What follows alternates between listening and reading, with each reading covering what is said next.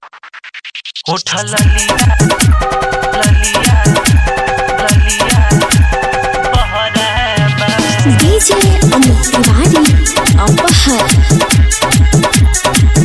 अंश recording studio 15 मील चौराहा गोरखपुर।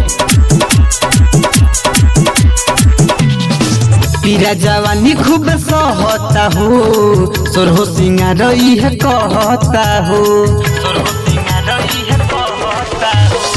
पीरा जवानी खूब सहता हो सोरहो सिंगार है कहता हो। ससुरा में सुख मिले न तनिको दिलवा में दुख गहरे बा।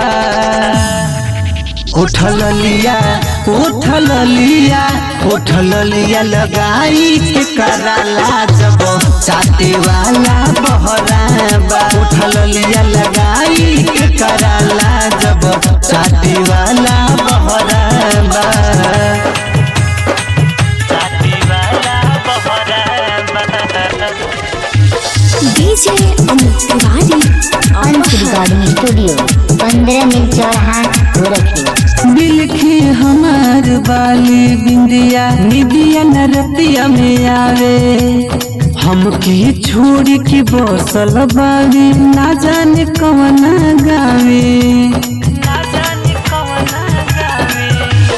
बिखरे हमार बाली बिंदिया निदिया नरतिया में आवे।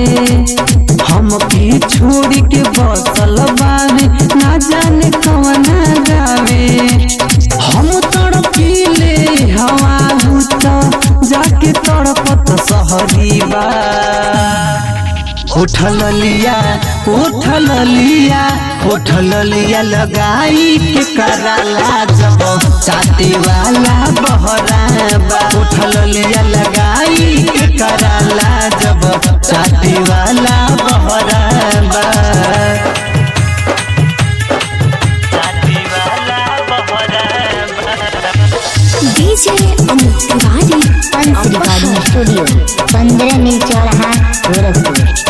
अहे तलब जाए न देहब पूरा में रोज सुताए।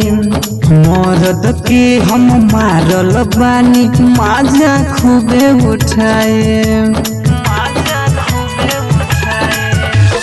अहे तलब जाए न देहब पूरा में रोज सुताए।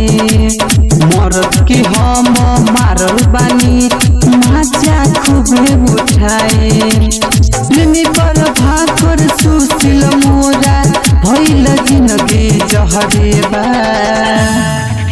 उठल लिया उठल लिया उठल लिया लगाई के कराला जब चाटे वाला बहरा बा। उठल लिया लगाई के कराला जब चाटे वाला